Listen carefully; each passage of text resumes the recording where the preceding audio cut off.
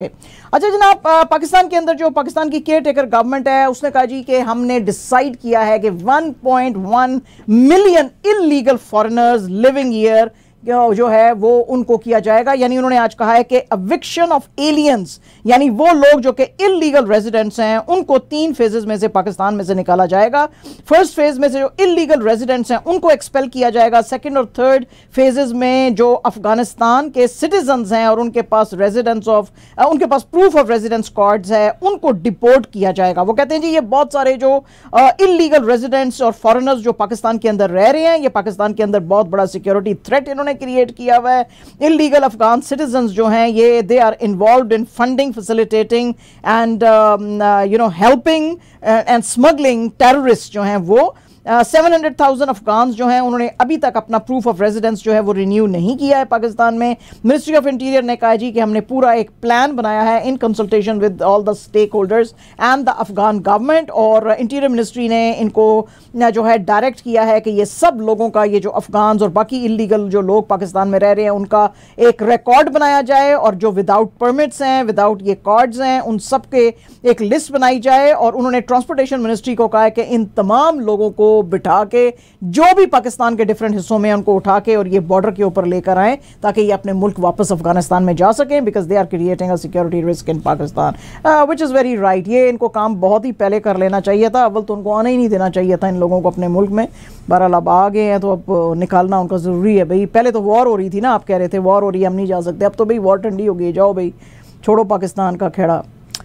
अच्छा जी, FIA जो है उसने आज इस्लामाबाद हाई कोर्ट को कहा है कि आपने ये जो फैसला लिया था कि इमरान खान साहब का इन कैमरा सेशन होएगा, ये जो उन्होंने बेल प्ली डाली थी कि जो साइफर केस में जो हियरिंग होएगी वो इन कैमरा होनी चाहिए, तो उसके ऊपर इन्होंने FIA ने कहा है कि ये जो अगर आप ऐसा ट्रायल करेंगे तो इसमें पाकिस्तान के बहुत सारे जो दोस्त हैं और अदर स्टेट्स जो हैं वो इसमें नाराज़ हो जाएंगे और ये पाकिस्तान जो है उसके टाइज ख़राब हो जाएंगे। FIA के स्पेशल प्रोसिक्यूटर शाह खावर जो थे वो कह रहे थे इस्लामाबाद हाई कोर्ट को कि आप हमारी भी प्लीज़ ज़रा सुन लें FIA की। तो इसके ऊपर इस्लामाबाद हाई कोर्ट के चीफ जस्टिस जो फारूक साहब हैं उन्होंने कहा अच्छा जी ठीक है, आप अपना भी प्ली लेकर आएँ कि आप क्यों नहीं चाह रहे कि इमरान खान साहब ने जो कहा है कि उनका साइफर का केस इन कैमरा सुना जाए तो हम सुने। तो खावर साहब ने कहा जी कि अंडर ऑफिशियल सीक्रेट्स एक्ट ये ट्रायल जो है इसको पब्लिक नहीं बनाया जा सकता, और इसीलिए हमने कोर्ट को मूव किया था और हमने कहा था कि इसको ट्रायल कोर्ट के अंदर आप भेजें। तो इस्लामाबाद के हाई कोर्ट के चीफ जस्टिस फारूक साहब ने कहा कि जिस वक्त कोर्ट अपना वर्डिक्ट लिखेगी इस बेल प्ली के ऊपर तो उस वक्त तो सारी की सारी चीज़ें पब्लिक हो ही जाएंगी, तो फिर क्या फ़र्क पड़ता है कि अगर हम इन कैमरा सेशन जो है वो होल्ड करें। तो FIA ने कहा जी कि नहीं आप ऐसा ना करें, हमारी रिजर्वेशंस हैं। तो अब जैसे जैसे केस जनाब आगे चलेगा तो पता चलेगा इन कैमरा होता है कि नहीं होता है। लाहौर हाई कोर्ट का जो रावलपिंडी बेंच है जी उसने कहा जी कि अवामी मुस्लिम लीग के जो चीफ हैं शेख रशीद अहमद उनको फ़ौरन से पहले सिटी पुलिस को कहा है कि रिकवर करें और उनको कोर्ट के सामने लेकर आएँ। जो सरदार अब्दुल राजिक खान जो कि इनके लॉयर हैं शेख रशीद अहमद के, और इनके जो नेफ्यू हैं शेख शाकिर और हाउस वर्कर जो थे शेख इमरान, उन्होंने पहले कहा था जी कि इनको जो है पकड़ के लेकर गए हैं, और उसके फ़ौरन ही बाद ये हुआ था कि इनके नेफ्यू शाकिर और जो होम वर्कर है इमरान उन दोनों को भी पकड़ कर लेकर चले गए थे। जिस वक्त इंक्वायर किया गया इनके जो ये वकील है राजिक साहब ने, तो सिटी पुलिस ने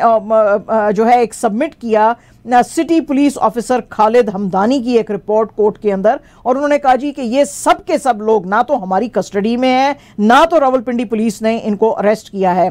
जो राजिक साहब हैं उनका कहना है कि नहीं, उन्होंने मेरे क्लाइंट को जो है वो किया है अरेस्ट। तो कोर्ट ने इनको डायरेक्ट किया कि भाई फ़ौरन उनको लोकेट करें और उनको रिकवर करें और उनको सामने लेकर आएँ। आज पुलिस ने फिर जी आके बताया कोर्ट में कि जी उनके जो नेफ्यू हैं शाकिर साहब और जो इमरान उनका जो हाउस वर्कर था उसको तो जो है हमने जो है वो घर वापस आ गए हैं। तो अब अगर वो घर वापस आ गए हैं तो भाई शेख रशीद अहमद साहब कहाँ पे गायब हैं, उनको क्यों किया गया? आपको पता ही, हमने आपको रिपोर्ट सुनाई थी कि उनको उनकी लाल हवेली से उठाकर ले गए थे और कहा था कि ये लाल हवेली जो है वो बिल्कुल इल्लीगली इनके कब्जे में है, जबकि उन्होंने कहा था कि सारे पेपर्स जो है मेरे पास हैं। और इसी तरह इनका जो नेफ्यू शाकिर है उसने भी कहा था कि सारे पेपर्स हैं, लेकिन फिर भी सबको जाहिर है कि उसकी वजह यह है कि शेख रशीद अहमद साहब ज़रा इमरान खान के हक में बोलते रहे हैं, तो अब वो जो इमरान खान के हक में बोल रहा है उसको दीवार के साथ लगाना ही है उन्होंने। फॉर्मर पीपीपी सेनेटर जो हैं मुस्तफ़ा नवाज़ खोखर साहब, मैंने आपको बताया था फ्राइडे को भी कि मुस्तफ़ा नवाज़ खोखर और मुफ्ता इस्माइल साहब और शायर खाकान अब्बासी सोच रहे हैं कि एक नई पार्टी बनाएं। तो पहले तो जब मुस्तफ़ा खोखर साहब से पूछा गया कि क्या वाकई ऐसी पार्टी बनाने का आपका इरादा है, तो उन्होंने कहा था कि नहीं, लेकिन वीकेंड के ऊपर एक टीवी प्रोग्राम में उन्होंने कहा था जी कि अब हमें लग रहा है कि एक और पार्टी हमको लाने की ज़रूरत है। तो जब उनसे पूछा गया कि वो पार्टी आप कब फॉर्म कर रहे हैं और उसकी अनाउंसमेंट कब कर रहे हैं, तो उन्होंने कहा it's just a matter of few days. तो इनसे लोग आज जो हैं बड़े हैरान हुए कि जब जिस वक्त इन्होंने कहा जी कि मैं एक और भी जो प्रपोज पार्टी फॉर्मेशन है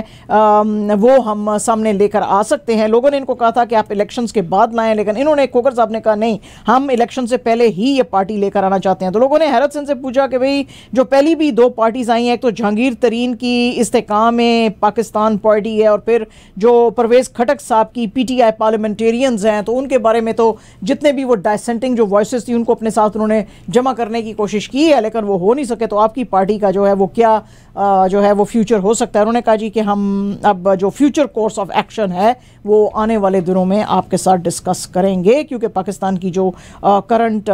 सिचुएशन है वो बड़ी चैलेंजिंग है। तो हम आपको बताएंगे कि अब हम आगे जाके क्या करेंगे। बीवी जरदारी साहब जो हैं जी, उन्होंने एक प्रेस कॉन्फ्रेंस की है कराची के अंदर। उन्होंने कहा जी कि पीपल्स पार्टी एक वाहिद पार्टी है जो कि इस मुल्क के अंदर इलेक्शंस चाहती है और कोई भी नहीं चाहता है कि इलेक्शंस जो हैं इस मुल्क में कराए जाएं। भाईजान ये आप कैसे कह रहे हैं? PTI वाले तो कब से स्यापा डाल के बैठे हुए हैं कि भाई इलेक्शंस करवाओ। वो कहते हैं जी कि, लेकिन अपेरेंटली लग रहा था कि ये PDM की जो इनकी प्रीवियस गवर्नमेंट थी उसके ऊपर जरा हिट कर रहे थे। उन्होंने कहा जी कि कोई भी जो था इसके अंदर राजी नहीं हो रहा है, और कभी वो कहते हैं जी कि वेदर अच्छा नहीं रहेगा, जनवरी फरवरी में बहुत ज़्यादा सर्दी हो जाएगी, और कभी वो कहते हैं जी कि अभी तक तो डीलिमिटेशंस नहीं हुए हैं। तो कोई ना कोई बहाना दे रहे हैं। सिर्फ PPP कह रही है कि कोई बहाना नहीं चलेगा, क्योंकि अब डीलिमिटेशन भी हो गई है और बाकी के भी सारे मामला सेटल होते जा रहे हैं, तो इलेक्शंस अपने जो हैं वक्त पे कराएं। इसके अलावा उन्होंने अपेरेंटली लग ऐसे रहा था कि वो क्रिटिसाइज कर रहे थे JUIF के अमीर जो है मौलाना फजलुर रहमान साहब को भी, जिन्होंने अभी थोड़े दिन पहले कहा था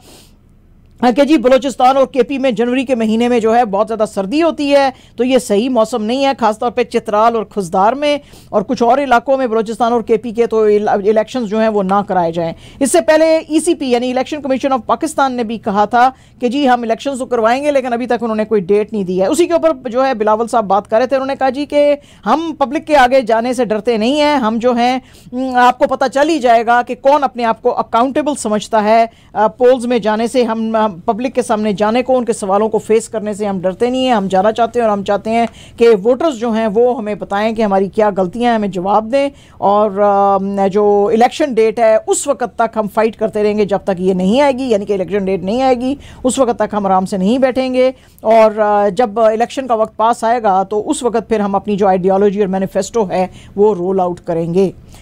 तो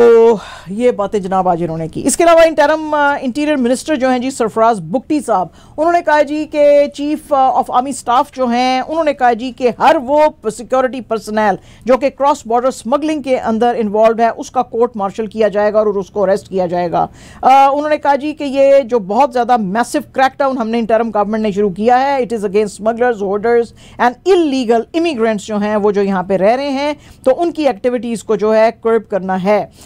इससे पहले care taker prime minister Anwarul हक काकड़ साहब ने भी अथॉरिटीज़ को कहा था कि ये जो कोई भी शुगर की, पेट्रोलियम प्रोडक्ट्स की, यूरिया, एग्रीकल्चर प्रोडक्ट्स और दूसरी जो आइटम्स ऑफ डेली यूज़ की स्मगलिंग कर रहा है, इनके खिलाफ आप एक्शन लें। आज बुगटी साहब ने बात करते हुए कहा जी कि ये अगर मैं कहूँ कि बॉर्डर सिक्योरिटी इन्वॉल्व नहीं है तो ये बिल्कुल गलत होगा। बॉर्डर सिक्योरिटी डेफिनेटली उनकी सहमति के बगैर जो ये जो ट्रांसपोर्टेशन है, यानी कि जो ट्रक्स हैं बड़े बड़े, ये कैसे गुजर सकते हैं और ये चीज़ें कैसे क्रॉस बॉर्डर जो हैं वो जा सकती हैं। तो आर्मी जो है उसका ये तरीका नहीं होता है कि वो बहुत सारी चीज़ों को पब्लिक डोमेन में ले आए। पब्लिक डोमेन में वो बहुत सारी चीज़ें और पब्लिक नॉलेज में बहुत सारी चीज़ें नहीं आती हैं, क्योंकि आर्मी अकाउंटेबिलिटी जो है वो क्वाइटली करती है। लेकिन मैं आपको इसका बता रहा हूँ, इससे पहले जो टेररिज्म भी जो बहुत ज़्यादा मुल्क में बढ़ रही है उसके ऊपर भी बुगटी साहब से सवाल किया गया, तो उन्होंने कहा जी कि हमने एक एपेक्स कमेटी की मीटिंग्स जो हैं वो की हैं और बहुत सारी अब आप आने वाले दिनों में चेंजेस देखेंगे कि किस तरह से टेररिज्म के खिलाफ काम किया जाएगा।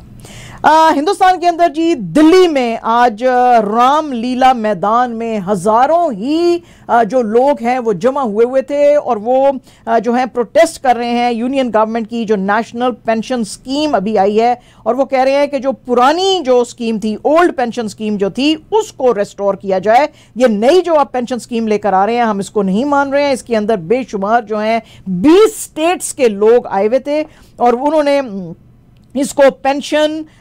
शंगनाथ रैली का नाम दिया और उन्होंने कहा जी कि national movement for old pension scheme जो है उसके अंडर ऑर्गेनाइज ये जो रैली की गई है उसमें आप रिस्टोर करें, जो कि 4 से 5 इंडियन स्टेट्स में रिस्टोर की भी जा चुकी है, तो बाकी के मुल्क में ये क्यों नहीं किया जा रहा है। वो कहते हैं जी कि वो जो पुराना वाला जो सिस्टम था उसके अंदर जो लोगों की जो भी कंट्रीब्यूशन होती थी और जो उनके टाइम पे जो उनकी कंट्रीब्यूशन के मुताबिक जो उनके पैसे होते थे उस मुताबिक उनको जो है पेंशन दी जाती थी, लेकिन जो नई स्कीम आई है उसमें एम्प्लॉयर और एम्प्लॉई दोनों का कंट्रीब्यूशन देखा जाता है और रिटर्न्स जो हैं मार्केट बेस्ड होते हैं, फिक्स सम के ऊपर बेस नहीं होते हैं। तो इससे बहुत ज़्यादा प्रॉब्लम्स जो हैं वो पेश आएंगी क्योंकि इन्फ्लेशन के होते हुए ऊपर नीचे अगर चीज़ें जाएंगी तो एक जो पेंशन लेने वाला आदमी है वो ये सब कुछ बर्दाश्त नहीं कर सकेगा। इसीलिए फिक्स्ड इनकम के ऊपर ही जो उसकी सैलरी थी उसके ऊपर जैसे वो ओल्ड टाइम में पेंशन मिलती थी वैसा ही गवर्नमेंट को फिर से वापस लाने की ज़रूरत है। CBI ने जी 4 जो कुकी कम्युनिटी के लोग थे उनको पकड़ा था और मणिपुर में, और उसके बाद जी बहुत ज़्यादा वहाँ पे जो हैं जो अरेस्ट किए थे इन्होंने कि जो 2 स्टूडेंट्स गायब हो गए थे जुलाई में उस सिलसिले में, तो उस पे कुकी जो हैं उन्होंने बेशुमार ह्यूज प्रोटेस्ट जो हैं आज किए हैं और कंप्लीटली शट डाउन कर दिया है चूरा चंद्रपुर का जो एरिया है। इसके अलावा जो NIA थी उसने कहा था जी कि ये जो 2 लोग हैं ये तो जो भी CBI उनके साथ कर रही है, इसके अलावा उन्होंने फिगर आउट किया था कि एक और कुकी जो आदमी है वो भी ट्रांसनेशनल कॉन्स्पिरेसी जो है वो चला रहा था जिसकी की वजह से मणिपुर के अंदर वायलेंस बहुत ज़्यादा बढ़ गई थी। जो कुकी कम्युनिटी है वो कहती है कि NIA और CBI के ये दोनों जो हैं वो तरीक़ेकार गलत है और वो गलत तरीके से इनको पकड़ रहे हैं, लेकिन NIA ने कहा था कि ये लोग म्यांमार और बांग्लादेश से जो है फंड्स ला रहे हैं, आर्म्स ला रहे हैं, एम्यूनिशन ला रहे हैं और हार्डवेयर जो है टेररिस्टों को दे रहे हैं। जो चीफ मिनिस्टर हैं बीरेन उन्होंने भी कहा था कि ये जो स्टूडेंट्स को जिन्होंने गुवाहाटी में मारा है उनको जो है वो सजा दी जाएगी और उनका अरेस्ट जो है चूरन चंद्रपुर से हुआ है, लेकिन यहाँ पे कुकी कम्युनिटी ने कहा कि ये गलत तरीके से हमारे लोगों को पकड़ा जा रहा है और उन्होंने कहा NIA और CBI के फौरन 48 आवर्स के बीच हमारे सारे लोगों को छोड़ें। तो उस वजह से आज ह्यूज किस्म की वो यहाँ पे जो है रही। मोदी जी जो हैं जी उन्होंने आज जो अपोजिशन है उसको बहुत ज़्यादा लताड़ा और उन्होंने कहा जी पिछले 60 साल से ये जो अपोजिशन थी खासतौर पे कांग्रेस जो थी ये रूल कर रही थी, तो इन्होंने तीर क्या मारा है, इन्होंने वो प्रोग्रेस तो लाई नहीं है जो प्रोग्रेस हम लेकर आए हैं। तो अगर ये चाहते तो ये बहुत कुछ कर सकते थे, लेकिन अब ये जो हैं सारे के सारे जो गरीब लोग हैं उनकी फीलिंग्स के साथ खेल रहे हैं और ये करना कुछ भी नहीं चाहते हैं और ये जलते हैं। जो डेवलपमेंट मैं लेकर आया हूं हिंदुस्तान में उससे ये जलते हैं, ये हेटर्स हैं, ये चाहते नहीं है कि हिंदुस्तान का जिस लेवल पे मैं लेकर गया हूं जो स्टेटस उस स्टेटस को ये मेंटेन रखा जाए। आपको पता ही है कि सारी दुनिया आज हिंदुस्तान की तारीफ कर रही है और वो कह रहे हैं कि हिंदुस्तान जो है दुनिया का फ्यूचर है, लेकिन ये लोग जो हैं पॉलिटिक्स के अंदर इन्वॉल्व हैं और ये जो है कुर्सी की जंग लड़ रहे हैं, जबकि बीजेपी की गवर्नमेंट कुर्सी नहीं इंडिया के जो है उसके लिए प्रोग्रेस और डेवलपमेंट के लिए काम करती है। तो उन्होंने आज मध्य प्रदेश में आज ये स्पीच कर रहे थे और आपको पता ही है कि वहां पे इलेक्शंस आने वाले हैं, तो उन्होंने कहा जी कि ये जो एंटी डेवलपमेंट पीपल हैं और जो हिंदुस्तान के हक में नहीं है इन सब के खिलाफ आपको खड़ा होने की जरूरत है और आप जो है बीजेपी का साथ दें, क्योंकि ये बड़े बड़े प्रॉमिसेस तो करते हैं लेकिन ये सिर्फ पावर में आना चाहते हैं, इसके अलावा इनका कोई भी जो है मकसद नहीं होता है। सलमान खान साहब की एक जी वीडियो सामने आई है और उस वीडियो में देखा जा रहा है कि एक पार्टी के अंदर जो है ये डांस कर रहे हैं, लेकिन उसके ऊपर लोगों का बहुत सारा रिएक्शन आया है। ये ब्लैक और सिल्वर ड्रेस इन्होंने पहना हुआ है और ये अपने दबंग का जो गाना था 2010 का हम का पीनी है उस पर कर रहे हैं, लेकिन बहुत सारे लोगों ने आज एक्स के ऊपर जो कि पहले ट्विटर था उस पर कहा कि हमें सल्लू भाई की कुछ हालत ठीक नहीं लग रही है, इनकी सेहत कुछ ठीक नहीं लग रही है। कुछ ने कहा हो सकता है कि सेहत तो ठीक हो लेकिन अब इनकी एज नजर आने लगी है। बहरहाल एक ने कहा कहा जी कि मैं बड़ा बैड फील इनके लिए कर रहा हूं। एक और ने कहा जी कि हम तो सलमान को जानते थे उसके फिटनेस के काम के लिए, लेकिन मुझे लगता है कि शायद उसने फिटनेस भी छोड़ दी है, तो इसलिए जो है वो बड़ा बीमार सा लग रहा है। माहिरा खान ने जनाब आज उनकी शादी ने काफ़ी दुनिया के अंदर जो है वो बड़ी बड़ी न्यूज़ बनाई, ना सिर्फ पाकिस्तान में बल्कि अक्रॉस द बॉर्डर ऑल्सो। एक बहुत बड़े बिजनेस टाइकून हैं सलीम करीम, उनके साथ इन्होंने पर्ल कॉन्टिनेंटल होटल बूरबान में एक बहुत ही प्राइवेट जो सेरेमनी थी उसके अंदर इन्होंने शादी की और किसी को यहां पे तस्वीरें लेने की इजाज़त नहीं थी। फिर उसके बाद जो है इनके भाई हिसान खान, इनके जो मैनेजर हैं अनूशे तलहा और इनके जो फोटोग्राफर थे इज्जे मलिक, उन्होंने कुछ तस्वीरें लेके सोशल मीडिया पे डाली तो लोगों को पता चला। आज इन्होंने जो व्हाइट ड्रेस पहना हुआ था वो इनके बहुत ही क्लोज डिजाइनर फ्रेंड जो हैं फराज मनान, उनका पहना हुआ था। इनकी पहले भी शादी हो चुकी है अली अस्करी से 2007 में, लेकिन 2015 में इनकी डिवोर्स हो गई थी। उनसे इनका एक बेटा है अजलान, तो अब इन्होंने दूसरी बार शादी की है। सलीम जो हैं सीईओ हैं ऑफ सिम पैसा के, ये बहुत ही मल्टी मिलियन डॉलर स्टार्टअप है जो कि एम्पावर करता है इंडिविजुअल्स को to make their payments directly through SIM cards, और बहुत ही इन्होंने सिंप्लीफाई कर दिया है फाइनेंशियल ट्रांजैक्शंस को। इन दोनों की मुलाकात सबसे पहले 2017 में एक टीवी ऐप तंपत टीवी जो था उसके लॉन्च के ऊपर हुई थी, and then it turned into a जो है वो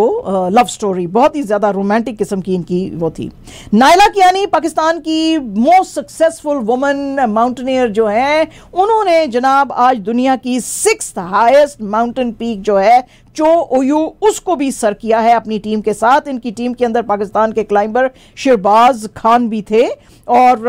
ये जो हैं इन्होंने अब 10 जो हैं, ये she is the only Pakistani woman जिसने के 10 8000ers ये जो पीक्स हैं इनको क्लाइम किया है। सबसे पहले इन्होंने किया था गशर ब्रह्म 2 को 2021 में, फिर K2 को, फिर गशर ब्रह्म 1 को 2021 में, और अब अप्रैल से लेके अब तक ये जो है अन्नापूर्णा, माउंट एवरेस्ट, लोटसे, नांगा पर्वत, ब्रॉड पीक, माना सलू इनको क्लाइम कर चुकी हैं, यानी कि 6 महीनों में 7 पीक्स कर चुकी हैं। तो आज इनको लोगों ने बहुत मुबारक दी। पाकिस्तान हॉकी जो है जी, उसका बड़ा सोचा जा रहा था कि शायद वो एशियन गेम्स जो कि चाइना में यांगजाऊ में हो रहे हैं उसमें सेमीफाइनल्स में पहुंच जाएंगे, लेकिन आज अनफॉर्चुनेटली जापान ने उनको 3-2 से हराया। उसके बाद जो है अब ये सेमीफाइनल्स में नहीं पहुंच सकेंगे। आज इनका मुकाबला जो था जब जापान से हुआ तो लोग यही समझ रहे थे कि शायद ये क्वालिफाई कर जाएंगे, लेकिन अनफॉर्चुनेटली नहीं कर सके। अब ये फेस करेंगे 3rd प्लेस जो होगा यहाँ पे पूल बी में फॉर 5th और 6th पोजीशन के लिए, और ये मैच होगा अक्टूबर 6 को। एंड जनाब absolutely our last news is about Pakistan sports presenter Zainab Abbas. She will join the elite list of commentators and presenters for ICC World Cup 2023 जो कि इंडिया के अंदर अब अक्टूबर 5 से हो रहा है। अपने एक्स के ऊपर जो यानी कि अपने ट्विटर अकाउंट पे बात करते हुए उन्होंने कहा कि she is really intrigued to be in India, क्योंकि इंडिया के बारे में ये बहुत कुछ सुनती थी। वो कहते हैं हमारा कल्चरल एक्सचेंज बहुत क्योंकि कम हो गया है हमारे स्ट्रेन टाइज के बारे में, हालांकि हमारा बहुत कुछ जो है वो सिमिलर है। तो मैं बड़ी इंट्रीग थी वहाँ पर जाने के लिए, and I have got this chance. मुझे पता है कि जो हमारे प्लेयर्स थे ऑफ द फील्ड तो उनका बड़ा प्यार मोहब्बत रहता था, वो सेम लैंग्वेज बोलते थे, उनका लव फॉर आर्ट्स एंड जो था वो भी सेम था। तो अब ये जो people of 1 billion country of 1 billion people जो है, जो कि बहुत ही ज़बरदस्त किस्म का कंटेंट क्रिएट करता है और एक्सपर्टीज़ अपनी शो करता है, वहाँ पे मैं जा रही हूँ to learn the best in this business. So journey away from home of 6 weeks. तो 6 वीक्स ये हिंदुस्तान में रहेंगी and she is very very happy.